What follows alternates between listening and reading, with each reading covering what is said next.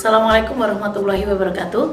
Perkenalkan, nama saya Indah Kurniawati. Saya di sini sebagai guru bimbingan konseling di SMA maupun SMK Pembangunan Karangmojo. Sebelumnya saya ucapkan selamat datang dan selamat bergabung sebagai keluarga besar untuk adik-adik semua, sebagai keluarga besar di SMA maupun SMK Pembangunan Karangmojo. Tenang, di sini nanti akan merasa bahagia ketika Anda nanti sekolah di sini, karena di sini nanti Anda bisa berinteraksi dengan banyak teman-teman Anda dari lain sekolah ataupun lain daerah kalian. Yang jelas di sini kami akan melayani Anda dengan senang hati. Nanti kalau Anda sekolah di sini, silahkan Anda mengembangkan diri Anda, bakat apapun Anda bisa kembangkan. Kami akan memfasilitasi itu melalui program ekstrakurikuler. Gimana? Enak kan sekolah di SMK Pembangunan? Pasti menyenangkan. Oke. Pada kesempatan kali ini saya diberi materi tentang bagaimana menciptakan motivasi kita di tengah pandemi seperti ini. Seperti kita tahu semua bahwasannya pandemi COVID-19 ini sudah berjalan sekitar 6 bulan. Jadi kita sudah belajar di rumah selama mulai dari bulan Maret, April, Mei, Juni, dan Juli. Sehingga kita juga belum bisa tatap muka karena pemerintah menganjurkan untuk kita selalu social distancing, kemudian tidak berkerumun, jaga jarak. Nah, dari situ kita semuanya melakukan aktivitas semuanya di rumah. Akan tetapi kita tidak boleh galau atau kita tidak boleh terpuruk dengan kondisi seperti ini. Kita tetap harus berjuang, kita tetap harus maju. Oleh karena itu, walaupun kita belajar di rumah, kita harus mempunyai semangat yang sangat tinggi. Di sini saya akan memberikan satu teori menurut teori Thomas Hobbes, seorang filosofi asal Inggris, di mana motivasi itu dipengaruhi, ada dua hal yang mempengaruhi perilaku manusia. Yang pertama adalah motivasi bagaimana kita meringankan penderitaan atau mendapatkan kebahagiaan. Nah, nanti dari dua teori ini, setiap manusia berbeda-beda di dalam mengkelompokkan dirinya untuk mendapatkan kebahagiaan tersebut. Ada yang melakukan sesuatu itu berdasarkan meringankan penderitaan. Misalnya contoh, ketika kita sakit, badan kita sakit, kita harus menanam obat karena kita ingin penderitaan kita itu berhenti. Atau ketika kita sakit perut, maka kita harus BAB. Itu namanya mendapatkan kebahagiaan tetapi hanya meringankan penderitaan. Tetapi ada satu teori lagi yang dimana itu adalah orang mendapatkan kebahagiaan, ingin mendapatkan kebahagiaan. Seperti misalnya mungkin main game, kita senang, jadi kita bahagia. Nongkrong-nongkrong, kencan, atau misalnya jalan-jalan dengan teman, itu adalah mendapatkan kebahagiaan.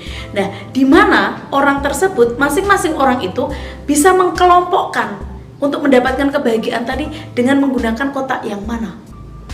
Seperti halnya dengan belajar, sama halnya dengan belajar. Belajar itu bisa kita kategorikan kita meringankan penderitaan, bisa jadi juga kita kategorikan kita mendapatkan kebahagiaan. Akan tetapi ada rumus di mana belajar itu bisa mendapatkan kebahagiaan dan akan menghasilkan kepuasan tersendiri. Rumus tersebut adalah apabila kita melakukan belajar itu dengan motivasi mendapatkan kebahagiaan, maka kita akan mendapatkan hasil yang sangat memuaskan dibandingkan dengan kita belajar dengan menggunakan teori yang meringankan penderitaan. Karena apa? Ketika kita belajar dengan meringankan penderitaan, maka yang terjadi stres, kemudian mudah bosan, kemudian gampang capek, atau mungkin belajarnya nggak maksimal karena belajarnya mungkin karena saya ingin nilai bagus supaya orang tua saya senang. Nah, itu hanya meringankan penderitaan. Tapi beda ketika kita belajar itu untuk mendapatkan kebahagiaan karena saya suka. Saya suka dengan belajar itu karena saya suka dengan bidang itu. Misal saya suka masak, maka saya ingin belajar resep-resep dan saya ingin menciptakan hasil dari masakan saya. Itu adalah kalian akan mendapatkan kepuasan tersendiri karena kita adalah mendapatkan kebahagiaan. Nah, di sini mari kita pada saat pandemi COVID-19 ini, walaupun kita belajar di rumah, marilah kita menciptakan belajar itu supaya mendapat kebahagiaan. Dengan cara apa? Sama, satu, ketika belajar di rumah, kita ciptakan suasana belajar ini seperti kita belajar KBM atau tatap muka dengan teman-teman di sekolah. Yang pertama, tetap harus bangun pagi, mandi terlebih dahulu, kemudian sholat jangan lupa, sarapan, kemudian persiapkan peralatan. Jadi karena sekarang menggunakan handphone, ya kuota harus mendukung, kemudian handphonenya juga harus mendukung, tempat belajar juga harus bersih, jadi jangan sembarangan. Mungkin karena kita belajar di rumah, mungkin kita bisa cari suasana di luar rumah, belakang rumah yang dekat pohon-pohon, mungkin karena itu suasananya dingin sehingga nanti kalian tidak akan merasa bosan. Kemudian cek jadwal dari sekolah, kemudian aktif komunikasi terhadap guru, kemudian bisa sharing dengan teman-teman sehingga kalian tidak akan merasa bosan ketika belajar itu di rumah. Jadi motivasi kita pada saat pandemi ini, kita juga harus seperti pada saat KBM bertemu dengan teman-teman. Karena apa? Karena kita sama-sama ingin mendapatkan kebahagiaan. Mari kita ubah mindset kita. Belajar itu karena mau, bukan karena harus. Kalau nanti Anda punya motivasi belajar itu mau, maka Anda tidak akan terpaksa. Nanti kalau sudah capek, ya istirahat. Jadi nggak usah dipaksa. Lebih baik Anda sering membaca, atau lebih baik Anda sering belajar 15 menit 4 kali sehari daripada 4 jam tetapi hanya sehari sekali. Itu tidak akan efektif. Nah, untuk menciptakan bagaimana kita bisa mau belajar, bagaimana kita bisa suka dengan belajar itu, satu, tanyakan dulu pada diri kita ingin jadi apa toh? Kita mau apa toh? Dari belajar itu apa yang mau kita dapat? Misalnya, oh saya ingin menjadi pengusaha bengkel. Oleh sebab itu, saya harus saya harus mau menekuni materi-materi itu. Kemudian kita belajar membongkar praktek, sehingga nanti ketika kita mendapatkan hasil yang maksimal, kita akan puas. Setelah lulus dari SMK, saya punya angan-angan, saya mau bekerja dulu untuk mencari pengalaman di perusahaan besar.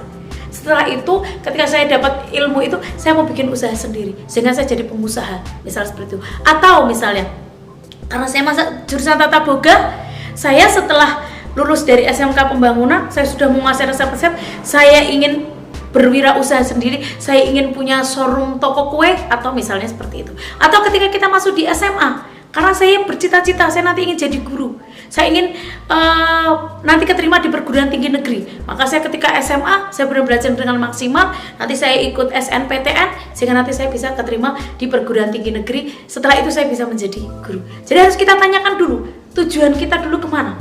Jangan hanya boleh kita nongkrong-nongkrong, duduk di sana di sini sama teman, tapi kita hanya harus sekarang sudah harus punya lorong waktu. Apalagi dengan kondisi pandemi ini, semua kita tahu perusahaan-perusahaan banyak yang mem-PHK karyawan, kemudian usaha-usaha juga banyak yang collab karena kondisi pandemi. Semua orang harus ada di rumah, semua orang harus di aktivitas di rumah, kemudian pemasukan dari perusahaan itu juga berkurang. Maka kita harus punya ide, kita harus lebih semangat, bukan kita harus terpuruk di masa pandemi ini. Kita tidak boleh terpuruk, kita tetap harus bersemangat, tetap belajar. Belajar bukan hanya mengerjakan matematika atau mengerjakan bahasa Inggris, bukan, atau yang lain. Tapi belajar adalah membaca, matematika bisa dibaca, dikerjakan. Nah, semuanya bisa belajar dimanapun. Anda bisa belajar dengan interaksi dengan lingkungan di luar, itu adalah sudah merupakan belajar. Belajar karakter itu adalah namanya belajar. Belajar bersosialisasi dengan orang itu juga namanya belajar. Jadi tingkah laku yang ada pada diri kita itu harus menjadi motivasi, dan itu adalah menjadi pembelajaran kita.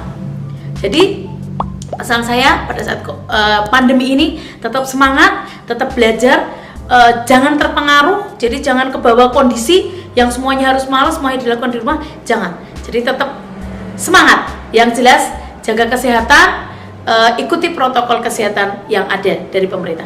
Oke, terima kasih. Demikian materi dari saya. Cukup sekian. Assalamualaikum warahmatullahi wabarakatuh.